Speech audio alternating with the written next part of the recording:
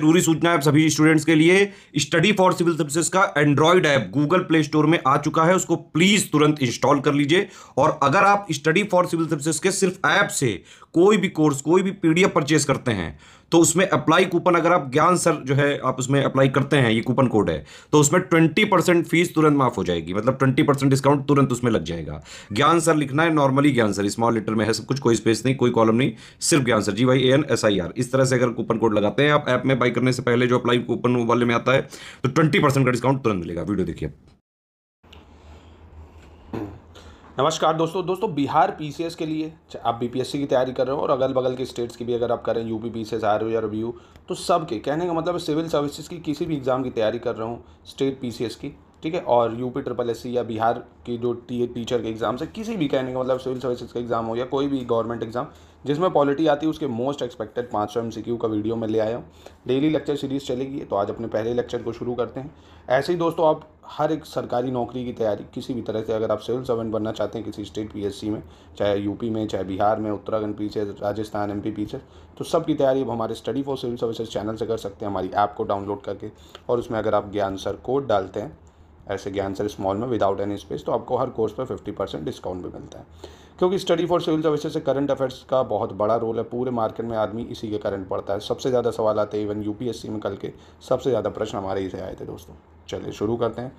सबसे पहला सवाल, निम्नलिखित में से किस देश का संविधान विश्व के सभी लिखित संविधानों में सबसे बड़ा है? Which of the following country has the lengthiest of all the written constitution of the world? Britain, India, America या रशिया? तो सबसे लेंथीएस्ट कॉन्स्टिट्यूशन, ये तो आपको पता होगा, भारत का जो कॉन्स्टिट्यूशन है वो दुनिया का सबसे बड़ा संविधान है दोस्तों, बहुत बड़ा संविधान है, दुनिया का सबसे बड़ा। और ब्रिटेन का तो अनरिटन है। और ये अमेरिका की बात करोगे तो मात्र 7 आर्टिकल हैं, है ना, 7 अनुच्छेद हैं सिर्फ, ठीक है। तो इसलिए निम्नलिखित में से कौन सा युग्म सही नहीं है, कह रहा विच of the following is not correctly match, ठीक है। स्वतंत्रता का अधिकार यानी राइट टू फ्रीडम आर्टिकल 19 से 22 में आता है, तो बिल्कुल ठीक है ये। समानता का अधिकार आर्टिकल 14 से 18 में आता है। राइट टू इक्वालिटी दोस्तों 14 से 18 में आता है। क्या सही है ये? सोच लिया आपने? जी हाँ, बिल्कुल सही है। संवैधानिक उपचारों का अधिकार या right to constitutional remedies article 32 में आता है, ये भी बिल्कुल सही हो जाएगा। और शोषण के विरुद्ध अधिकार राइट अगेंस्ट एक्सप्लॉयटेशन 26-30, ये गलत हो जाएगा दोस्तों। राइट अगेंस्ट एक्सप्लॉयटेशन या शोषण के विरुद्ध अधिकार 23-24 में आता है, ठीक है, याद रखिएगा इसको, महत्वपूर्ण है, अच्छा सवाल था। क्वेश्चन नंबर 3 कह रहा है, निम्नलिखित में से कौन से अनुच्छेद में बताया है कि मंत्रिपरिषद सामूहिक रूप से लोकसभा के प्रति उत्तरदायी होगा? ये सवाल इस बार पूछ सकता है क्योंकि नई मंत्रिपरिषद बनी है। Which of the following article states that the council of ministers shall be collectively responsible to the Lok Sabha? Article 70, 78, 76 या 75? तो बहुत ही इंपॉर्टेंट है ये, इसको आर्टिकल 75 में दिया हुआ। एक चीज़ समझ लीजिए दोस्तों, बहुत थोड़ी बेसिक है ये, आप कभी भूलोगे नहीं। जैसे ये काउंसिल ऑफ मिनिस्टर है, ठीक है। अब काउंसिल ऑफ मिनिस्टर जो होती है दोस्तों, मंत्रिपरिषद जिसको बोलते हैं, इसमें मंत्रीगण होते हैं सारे, और ये मैक्सिमम हो सकती है 15% ऑफ टोटल लोकसभा मेंबर। जितने लोकसभा मेंबर हैं, मान लो 543 मेंबर हैं, इसके 15% से ज़्यादा नहीं होनी चाहिए, इंक्लूडिंग पीएम, प्रधानमंत्री को मिला के। अब ये जो काउंसिल ऑफ मिनिस्टर में मंत्री हैं, ये राज्यसभा से भी हो सकते हैं भाई, कि राज्यसभा का कोई मेंबर को उठा के यहाँ डाल दिया। जैसे इस बार जो नई मोदी जी की मिनिस्ट्री बनी है, उसमें 12 जो है राज्यसभा ही के सदस्य हैं जो मंत्री बने, तो राज्यसभा के भी हो सकते हैं। पर ध्यान से सुनिए, काउंसिल ऑफ मिनिस्टर सिर्फ और सिर्फ उत्तरदायी होती है लोकसभा के लिए, राज्यसभा के लिए उत्तरदायी नहीं है वो, ठीक है। तो ये आर्टिकल 75 में दिया हुआ है, याद रखिएगा दोस्तों। जैसे ये संसद है, संसद के अंदर ही आती है आपकी काउंसिल ऑफ मिनिस्टर, ठीक है, लोकसभा के अंदर, क्योंकि लोकसभा में बैठती है, राज्यसभा में नहीं, ना कि राज्यसभा के लिए जिम्मेदार है, ठीक है, आर्टिकल 75 में है। भारत के संविधान की निम्नलिखित में से कौन सी एक अनुसूची में दल बदल विरोधी कानून विषयक उपबंध है? Which one of the following schedule of the constitution of India contain provisions regarding anti defection act? दूसरी, 5वीं, 8वीं या 10वीं अनुसूची? तो एंटी डिफेक्शन कानून दोस्तों कौन सी अनुसूची में? बिल्कुल 10वीं अनुसूची में है। 52 कॉन्स्टिट्यूशन अमेंडमेंट एक्ट से ऐड हुआ था 1985 में। काफ़ी ज़्यादा इंपॉर्टेंट है ये, ठीक है। दूसरा शेड्यूल आपको पता ही होगा दोस्तों, किससे डील कर, सैलरी वैलरी से डील करता है ना, सैलरी, ड्यूटीज़ जो भी प्रेसिडेंट की होंगी, गवर्नर, स्पीकर, इन सब की। 5th शेड्यूल काफ़ी इंपॉर्टेंट है, जो शेड्यूल और शेड्यूल ट्राइब के लिए जो होता है।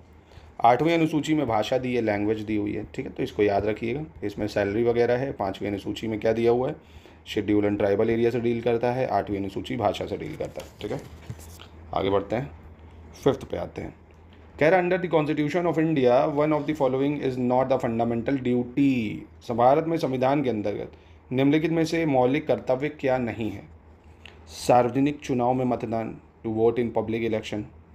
वैज्ञानिक वृत्ति का विकास यानी डेवलप साइंटिफिक टेम्पर। सार्वजनिक संपत्ति की सुरक्षा यानी सेफ गार्ड पब्लिक प्रॉपर्टी।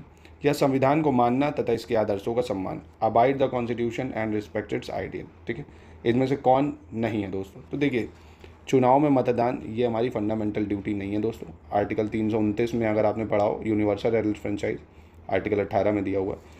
मौलिक कर्तव्य में नहीं आता वोट देना। ठीक है, हालांकि इसको रिकमेंड करा गया था पर इसको जोड़ा नहीं गया। 10 मतलब पहले थी, फिर 11 फंडामेंटल ड्यूटी हो चुकी हैं। ठीक है, तो इसको याद रखिएगा। और 11वीं फंडामेंटल ड्यूटी कब हुई थी? 86 कॉन्स्टिट्यूशन अमेंडमेंट 2002 से ऐड करी गई थी। ठीक है, याद रखिएगा। बाकी ओवरऑल अगर पूछ ले कब जोड़ा गया था फंडामेंटल ड्यूटी को, तो 42 कॉन्स्टिट्यूशन अमेंडमेंट को 1976 से पार्ट 4A में डाला गया था। ठीक है, किस प्रधानमंत्री के कार्यकाल के दौरान भारत को संविधान में 9वीं अनुसूची को पूरा स्थापित किया गया था? The 9th schedule was introduced in the constitution of India during the PMship of Jawaharlal Nehru, Lal Bahadur Shastri, Indira Gandhi या मोरारजी देसाई।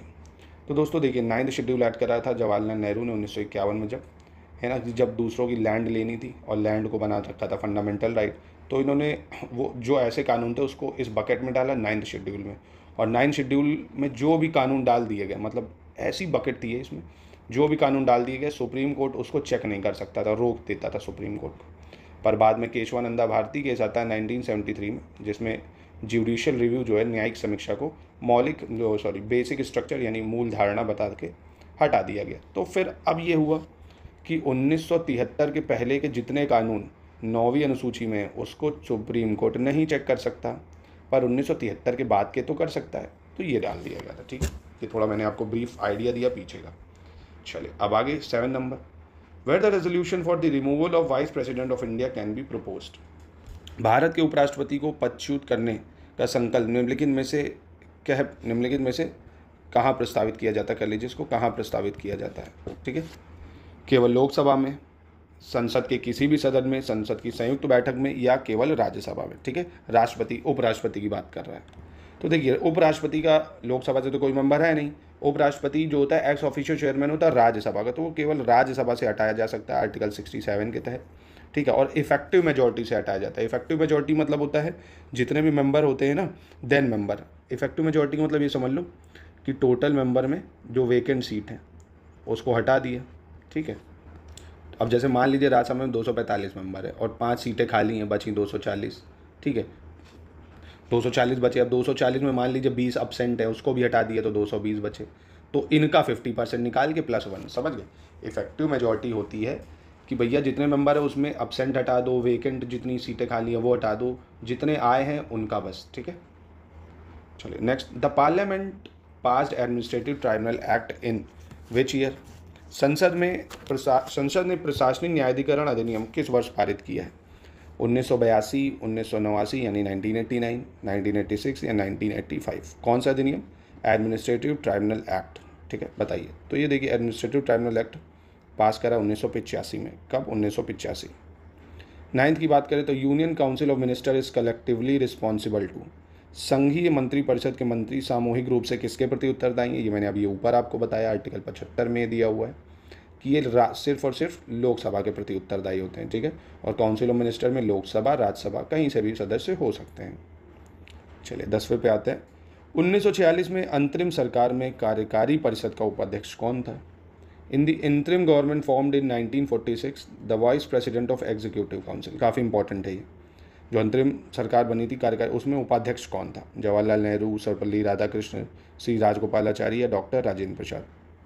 तो एग्जीक्यूटिव काउंसिल के वाइस प्रेसिडेंट थे जवाहरलाल नेहरू जी। कौन थे? जवाहरलाल नेहरू जी थे। ठीक है, याद रखिएगा इसको। 11 देखते हैं। कह रहा है if panchayat is dissolve election are to be held within. यदि पंचायत विघटित होती है तो किस अवधि के अंदर निर्वाचन होंगे? 1, 3 या 1 महीने, 3 महीने, 6 महीने या 1 वर्ष? तो दोस्तों देखिए, अगर पंचायत डिजॉल्व हो जाती है तो उसके 6 महीने के अंदर इलेक्शन होते हैं। यही केंद्र हर जगह यही प्रावधान है। ठीक है, 6 महीने के अंदर इलेक्शन हो जाने चाहिए। 12 कह रहा है निम्नलिखित में से कौन केंद्रीय बजट को तैयार करने तथा संसद में उसे प्रस्तुत करने के लिए उत्तरदायी है? Which one of the following is responsible for the preparation and presentation of union budget to the parliament? काफ़ी इंपॉर्टेंट है ये। डिपार्टमेंट ऑफ रेवेन्यू यानी राजस्व विभाग, डिपार्टमेंट ऑफ इकोनॉमिक अफेयर्स आर्थिक मामलों का विभाग, डिपार्टमेंट ऑफ फाइनेंशियल सर्विस, वित्तीय सेवाओं का विभाग, या डिपार्टमेंट ऑफ एक्सपेंडिचर, व्यय विभाग। कौन बनाता है दोस्तों बजट भारत में? तो भारत में बजट बनाने का काम आर्थिक मामलों का विभाग या डिपार्टमेंट ऑफ इकोनॉमिक अफेयर्स करता है, डिपार्टमेंट ऑफ इकोनॉमिक अफेयर्स। ठीक है, चलिए बढ़िया, नेक्स्ट करते हैं। विच one of the following is the largest committee of the parliament? निम्नलिखित में से कौन सी एक सबसे बड़ी संसदीय समिति है? लोक लेखा समिति, प्राक्कलन समिति, सरकारी उपक्रम समिति या याचिका समिति? To committee on public accounts, to committee on estimates, the committee on public undertaking या द कमेटी ऑन पटिशन? कौन सबसे बड़ी है? तो बहुत आसान है दोस्तों, सबसे बड़ी जो समिति होती है वो है एस्टीमेट कमेटी। प्राक्कलन समिति 30 सदस्य होते हैं इसमें, और 30 के 30 पूरे लोकसभा से होते हैं। 30 के 30 पूरे किससे होते हैं? लोकसभा ही से होते हैं, याद रखिएगा इसको, काफ़ी important. The power to increase the number of जजेस in the supreme court of India is vested in? Bharat के उच्चतम न्यायालय में न्यायाधीशों की संख्या में वृद्धि करने की शक्ति किसके पास है? प्रेसिडेंट के पास, पार्लियामेंट के पास, चीफ जस्टिस ऑफ इंडिया के पास, या लॉ कमीशन या विधि आयोग जिसको बोलते हैं? तो देखिए, सुप्रीम कोर्ट में प्रेजेंट आपको पता हो तो 34 जज होते हैं, एक चीफ जस्टिस 33 अदर। उनमें अब जजेस की संख्या बढ़ाने घटाने का काम सारा संसद के पास है, उसके तहत कानून पास होगा बाकायदा, उसी के थ्रू ये चीज़ें होती हैं दोस्तों। ठीक है, नेक्स्ट बात करते हैं। The government of India has establish NITI Aayog to replace the? Bharat सरकार ने नीति आयोग की स्थापना निम्नलिखित में से किसके स्थान के लिए की? तो ये तो सबसे ज़्यादा आसान सवाल है, ये आप आराम से बता सकते हो। नीति आयोग की स्थापना कब हुई थी ये मैं बता दे रहा हूँ, 1 जनवरी 2015 को हुई थी। ठीक है, अब किसको रिप्लेस करा? कमेंट सेक्शन में प्लीज़ इसका उत्तर आप दीजिए, human right commission, finance commission, law commission या प्लानिंग कमीशन। ठीक है, इसका उत्तर दीजिए कमेंट में। और डेली आपको ऐसा लेक्चर एक पॉलिटी का मिलेगा। बाकी आप बताइए, प्रीलिम्स का पेपर बहुत करीब आने वाला है, आप किस किस सब्जेक्ट्स का रिवीजन करना चाहते हैं तो धड़ल्ले में रिवीजन कराऊंगा। बाकी आप इसकी PDF complete video classes complete तैयारी करना चाहते हैं तो इन नंबरों से जुड़ के कर सकते हैं।